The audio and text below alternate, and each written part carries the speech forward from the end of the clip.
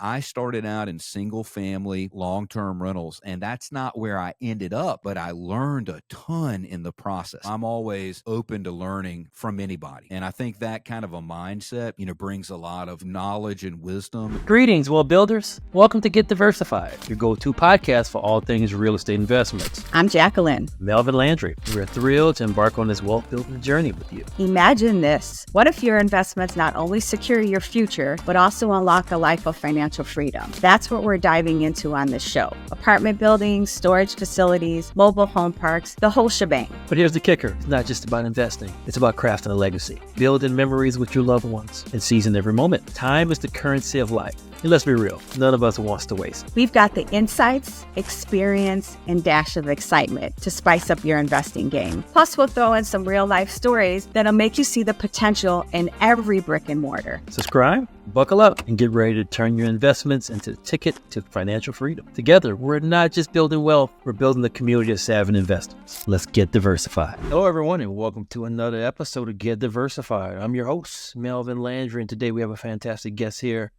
We have the man, the legend, the myth himself, Mr. Gib Irons. How you doing, sir? I'm doing great, Melvin. Good to see you. Same here. Hey, Gib, so thank you for joining us today on the podcast, and looking forward to you sharing with the listeners your journey into real estate, telling folks about what you do, and how the trajectory is kind of inspiring your growth in the real estate space, because you're killing the game. All right. Well, thank you. That's kind of you.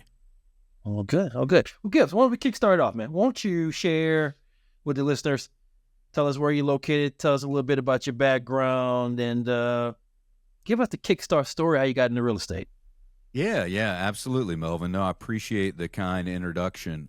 So I am located in Greenville, North Carolina, which is the eastern part of the state. I'm about an hour and a half east of Raleigh. And I grew up here in Greenville. My parents went to school here, and my grandparents grew up here as well, or moved here back in the 1940s. So I'm third generation, citizen of Greenville. I have a background in law. I went to school, undergrad at Pepperdine, and then I did my law school at Cumberland School of Law down in Birmingham, Alabama. And I have been a practicing trial attorney for 18 years now, actually. Okay. Just had my anniversary, and it's been 18 years as a trial lawyer. Spent a lot of my career, Melvin, in the courtroom trying cases, and I'm your, Atticus Finch type of, get into the courtroom and try a case, and lots of times representing the underdog or the small, person, the David versus the Goliath. My firm has a lot of different departments, but we do family law, we do some personal injury law, we do medical malpractice. And a lot of times, we as a small or medium-sized firm are taking on these gigantic corporations, worth billions of dollars with a big legal team that they carry into the courtroom. And so, we've been representing, injured people in all different kinds of accident situations. And so, I started out with a really promising legal career, and I've had a lot of success, in law. Had a lot of great things that have happened to me as an attorney. Okay. Made some really good money practicing law. And and so I was making good money, and I was paying a ton of money in taxes, and I spoke with a friend of mine that was doing real estate, and he had acquired about 200 properties. And he told me, he said, Gib, if I can do it, you can do it. The guy didn't really have a whole lot of education, but I knew he was very, very, very smart, savvy guy. And he told me about his real estate investing journey and all the money he'd saved in taxes, and that got me very inspired. So starting in 2019, I began acquiring properties, and I've been in the real estate game about 5 years now, and I've gone from having no real estate assets to building up a personal portfolio of 16 rental properties. That includes long-term and short-term rentals. I've got a vacation property Okay. in Tennessee. And then more recently, over the past 2 years, I've been doing multifamily, specifically focused on build-to-rent communities in the Phoenix, Arizona market. So that's kind of the abbreviated version of my story. But yeah, it's it's been an awesome journey, and I love real estate. I'm very enthusiastic about it. It is something I do for fun, but it has Growth. Okay. also helped me, build more time freedom and financial freedom. So you mentioned the notion, a couple of things stood out in your, what you just spoke to. You mentioned the notion of, even in your current job, I know you're in legal, being the underdog, right? Yep. Talked Yep. about being the underdog. So did you kind of feel, man, once you were talking to your friend about potentially getting into real estate, did you kind of feel like, hey, he can do it, you can do it, right? Potentially a underdog type mentality, but kind of really, really, really claiming the glory at the top? Because, man, your trajectory, you've gone really fast, right? And you've accomplished some great things, man. So you just want to kind of share a little insight on that, man. Just, I guess, correlate, your existing Sure. profession Sure. to real estate, and kind of how that correlates for you. Yeah. Well, I knew that I had some special skills and abilities. I knew that one Okay. of my best skills was building relationships, and I love building relationships with people, and that's what I do as an attorney. As an attorney, people tell me their most intimate secrets. They tell me the problems that they're having in their life, and they rely on me and confide on me, right? So I carry a lot of weight around. Mhm. I'm carrying other people's baggage for them so that they don't have to do it. And that's kind of the mentality that I take with my real estate investing. I'm building relationships with people. I'm trying to assess where I can bring value to a team in a real estate situation, and what I can do to help. And a lot of the skills that I have as an attorney translated naturally into real estate. So, for example, building relationships, being trusted and dependable. A lot of real estate is like, there's a lot of hype there, right? Like, let's be honest. Yeah. There's people that are actually doing real estate, and then there's people that, are making more money through like coaching and teaching, and they're not really like doing real estate. And then there's people that, you know, there's a lot of rah-rah out there, about real estate and how great it is. And I think, for me, I've always just tried to be very objective, right? Like, real estate is cyclical, just Yep. like any other kind of investment. You're going to have your ups and your downs, but if you stay in the game long term, you're going to be very, very successful. And so, you have built your own personal portfolio. You've invested in real estate syndications. You have built, a lot of wealth for your family through doing that. Yep. And for me, it's the same type of thing. But yeah, I definitely take an underdog mentality to everything I do. If you tell Okay. me that I can't do it, that's the best thing you could do for me. And so I, Motivation.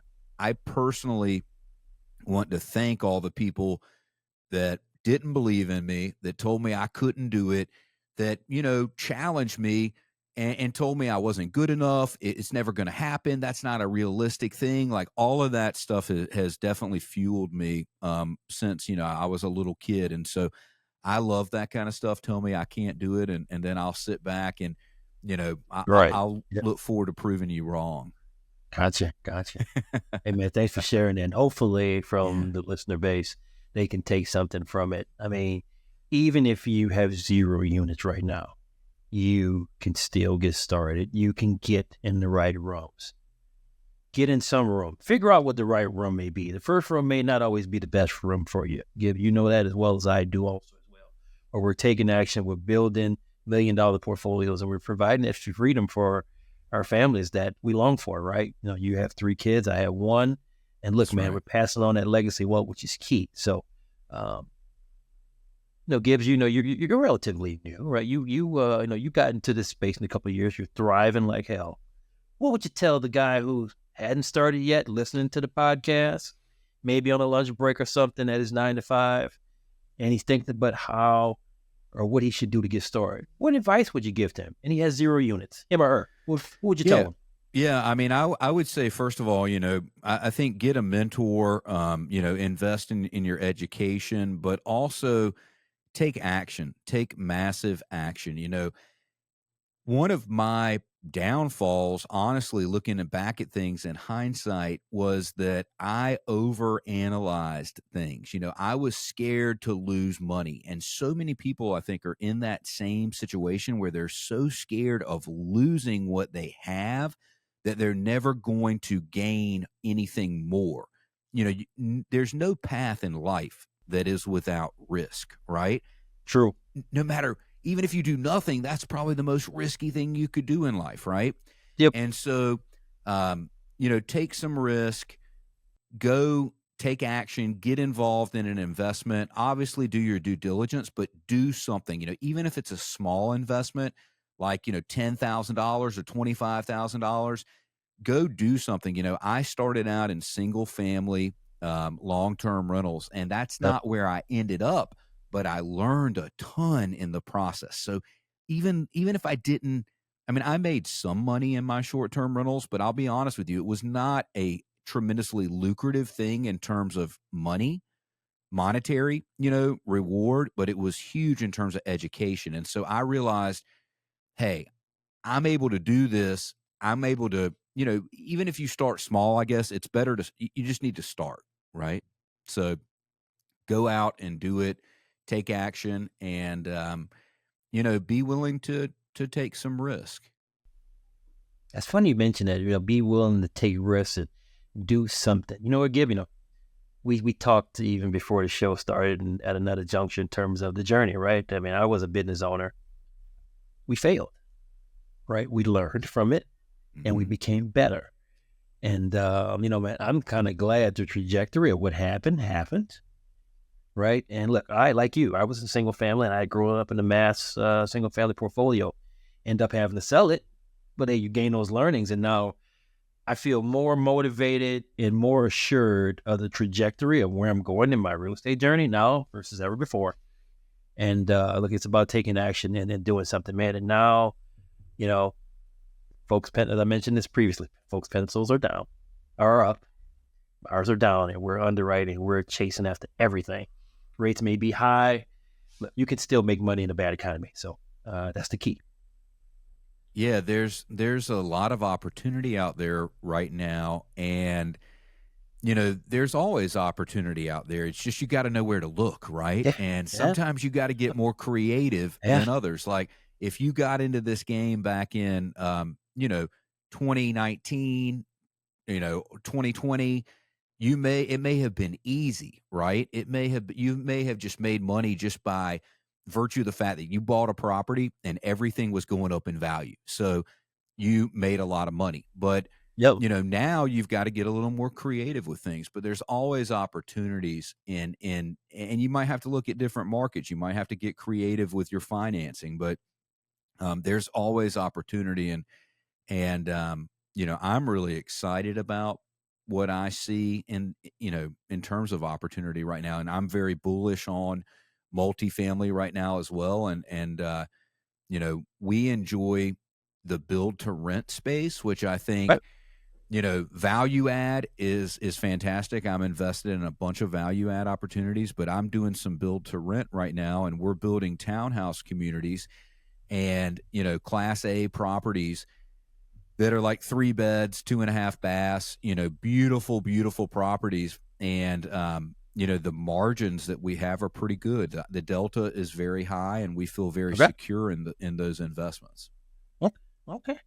So so you're getting diversified, right? You have some other properties that you own outright, right? And also you're in partnerships with with the build to rent class A. So, and you're even diversified across states, even though you live on the East Coast, so you invest in the West Coast also as well. I do. Yeah, I've got quite a few investments in the DFW area, and I love I love Dallas, Fort Worth. I think it's a great area. I've got investment capital in Houston. I've got a property down in Rogers, Arkansas, which is close to Fayetteville. And, Northwest Arkansas is a very nice market, very affluent area. It's great. And then right now I'm hyper focused on Phoenix, Arizona. And it is funny for a guy from North Carolina to be investing in Phoenix, Arizona. But for me, the distance is not a problem. I want to invest in the best markets that are going to give the best potential returns for my investors. And so, even if it's, 2,500 miles away from here, that doesn't bother me at all. Matter of fact, I've flown out to Phoenix 4 times within the past 12 months, and just to keep an eye on my project and to meet with my partners. And I've got no problem jumping on a plane, flying out there and doing what I've got to do. That's the true commitment of a robust and a solid sponsor right there. And also, you mentioned Rogers, Arkansas. You must be talking about the Pinnacle Heights investment, in which, hey, the world is large, but it's small. Because I'm a passive investor in that opportunity as well. That's doing very well. So, Yeah. I mean, look, Yeah. opportunity. Yeah. I mean, yeah. We run in Yeah. similar circles. We're in the same some of the similar mastermind rooms, and we know a good deal when we see it, right, Gib? Yeah, Pinnacle Heights is a beautiful, Class A property. Yep. I'm invested as an LP in that deal as well, and it's a 2021 vintage, 295 units. 18 triple net lease, commercial spaces, and then the rest of the 295 are residential properties, Purpose. residential units, but. Gosh, what a great property. We've, we boosted rents significantly and, had been able to turn those units and get better tenants in there at higher rental rates. We've still got really good occupancy, and all the fundamentals for that property are just excellent. I love Excellent. that property. I flew Me too, down man. there, Melvin. I looked at the property. I attended, the ceremony that we had with the GP team when that property closed. Even though I'm a passive investor in the deal, Yep. yeah, I still was invited to attend the ceremony. And Yes. that property is just a beautiful wrap style apartment complex. It's really posh. It feels like something you'd see in LA or New York, in that it's very modern and posh, and it's got a beautiful pool. It looks like a resort in a lot of ways, which True. to me, there's that pride of ownership when you drive by it and you're like, we own that building, and it's a massive building. It takes up a whole city block. Just a really beautiful property. I don't know if you've seen it in person, but it's a great investment. And I know you've seen all the deal metrics, and it's performing very well. Solid, man. Performance. And look, at the end of the day, right? I mean, the property goes as well as the team who's running it takes it, right? And again, that's about, you've mentioned so many times, the value of relationships. It is key barometer, and the trajectory of kind of where you want to be, right? Getting with the right sponsors, etc. That's key. That's right. So good. I mean, let's talk about, man. Look, I mean, 2024 for some have been rocky, right? Mm-hmm. It has put some fear in the eyes of some individuals. What are your thoughts on that, man? You're in build-to-rent communities. You're growing your portfolio. You want to comment on it in terms of kind of what's your outlook and what's keeping you excited heading into these next 12 months?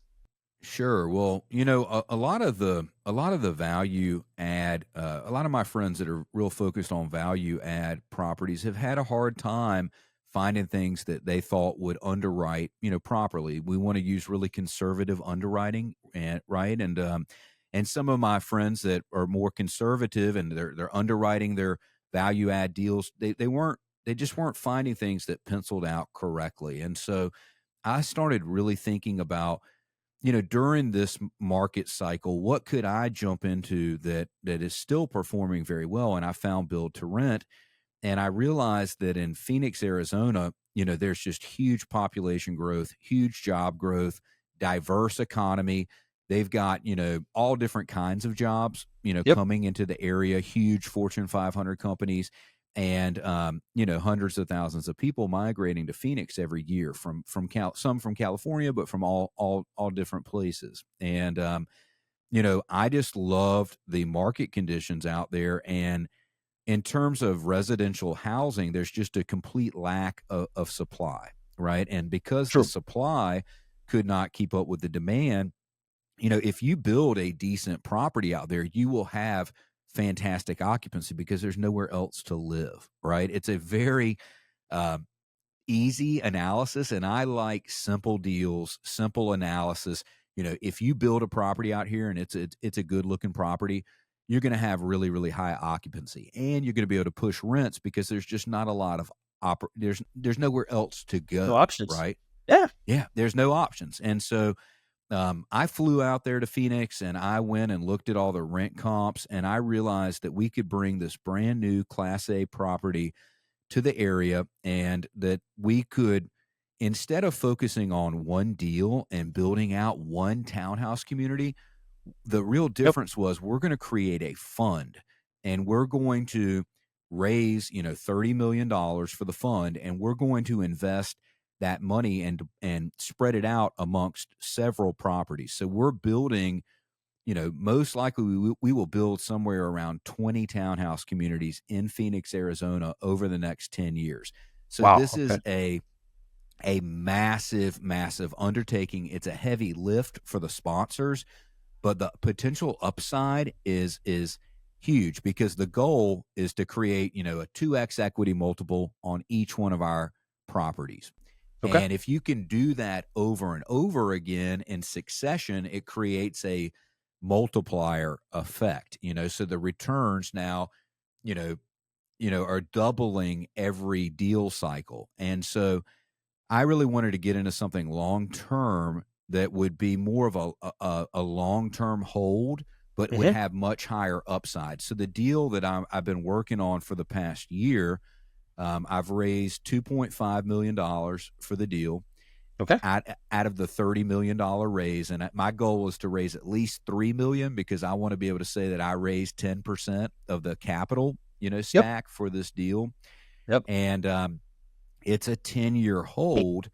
But during that 10-year hold, we're going to have several different townhouse communities that we're going to build and sell. Big. And as we do that, we're going to create that multiplier effect, which, it's not a real cash flow heavy deal at all. There's not a lot of cash flow.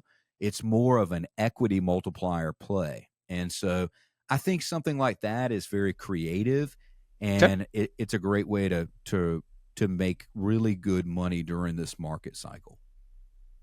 Man, that's a fantastic analogy. I mean, you just articulated what's the value play, right? You said not so much cash flow as equity multiple, right? So your view, your vision, long play game here.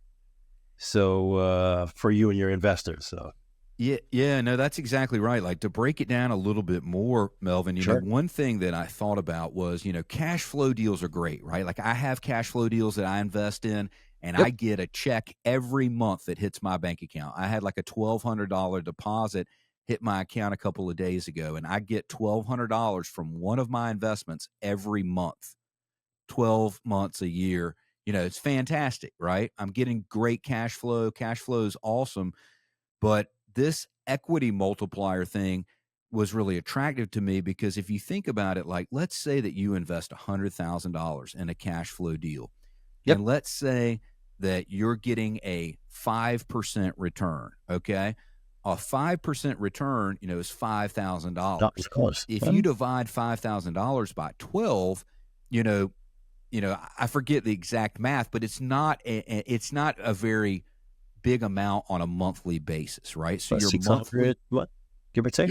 yeah, your monthly cash flow is essentially, what is it, $400 a month, something like that? Five. If you're thinking five, four, like 450, give or take. Yeah, right. Because $400 times 12 would be 4,800, right? Yep. So if you're getting $5,000 annual cash flow, that's about $400 a month, right? Well, And for me, that's not really going to be a game changer in my life because my wife and I are going to spend that money before we even know it hits our bank account. Okay. That's your Costco bill. Yeah, that's our bill. You go to the store, swipe the credit card, $400. With inflation, you can spend $400 easily with Easy. just one grocery store run, or even going out to a nice restaurant. And so, what I Indeed. realized was, in order to replace my attorney income, I was going to need to generate a massive amount of cash flow, and in order to do that, I was going to have to invest tens of millions of dollars in order to replace my income. Let's say, for example, that you make $600,000 a year and you want to have $50,000 of passive income per year. I mean, you're going to have to invest tens of millions of dollars to create $50,000 per month. And so for me, I think you always want to be diversified, like the name of your podcast. You want to have some deals that are cash flow plays and some deals that are more about long-term equity growth. And right now I'm focused on the latter, with the thought process that, this could really move the needle for my investors if we're able to double our money on every opportunity. And let's say we do 5 opportunities, that is 2 to the power of 5, which is 32x. That is a massive, that could be a game changer, whereas $400 a month in cash flow is really not going to change anything. So we have options, right? So that value play is huge. I mean, Phoenix, it's hot and it's only getting hotter. Right. So look, That's retirees are moving there. The job growth is there. Infrastructure is there. It's a real good place to be. So glad you had a chance to articulate that for the listeners and kind of share your thought process in terms of, look, cash flow is a good play too. But I'm sure, given in your role for what you do, you need a heck of a lot of liquid cash to kind of to get, to replace your income, right? Given your successful law practice. So thanks for sharing that, man. So, Gib, so man, let's think about this, man. So, your trajectory, you're flying high, man. You're doing very well. You're growing in Phoenix. You're getting diversified. Man, think about that piece of advice maybe someone gave you when you started, or that piece of advice that someone gave you after maybe say you got that first community closed up and you're growing and you're building more. What would you say, man, is some of the best pieces of advice someone has ever gave you? You want to share that for the listeners?